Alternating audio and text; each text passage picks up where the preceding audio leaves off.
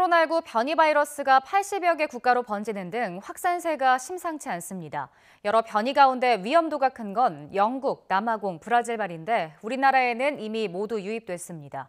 확진 규모를 키울 기폭제로 꼽히는 변이 바이러스, 어떤 점이 기존 코로나19와 다른지 이영원 기자가 취재했습니다. 영국 변이 전파력은 최대 70% 높은 것으로 파악됩니다. 남아공과 브라질 변이도 전파력이 높을 것으로 추정되지만 영국처럼 역학 데이터가 충분치는 않습니다.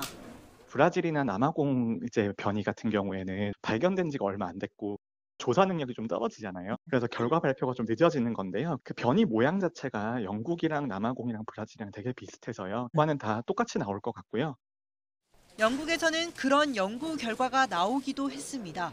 기존 바이러스보다 변이 치명률이 30% 더 높다는 건데 아직 일반화는 이르다는 평가입니다.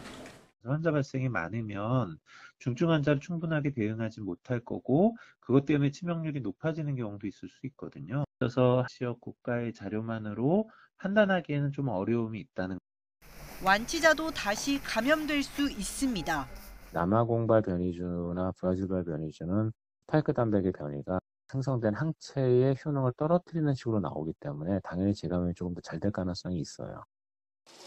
기존 백신으로 영국 변이는 막을 수 있지만 남아공과 브라질 변이에는 예방 효과가 크게 떨어지는 것으로 나타났습니다. 그래도 중증 악화를 막는 효과는 여전히 유효한 것으로 확인됐습니다.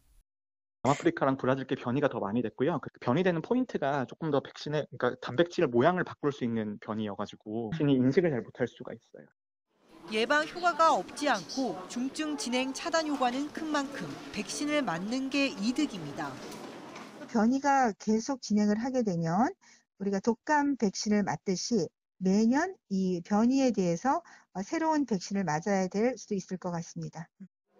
백신 효과가 100%가 아닌 데다 만 18살 이상 성인만 접종 가능해 70%로는 부족하다는 지적입니다.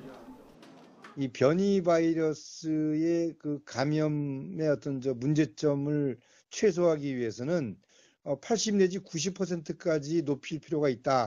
그런 그 발표를 한 바 있습니다. 더 많은 인구가 백신을 접종받을 수 있도록 이 같은 부담을 덜기 위해서라도 변이 확산을 최대한 막는 게 중요합니다. 정확한 자가격리와 자가격리 끝나고 나서 하는 진단검사 두 가지가 조합이 돼야 지역사회에 퍼질 수 있는 가능성을 최소화할 수 있거든요. YTN 이영훈입니다.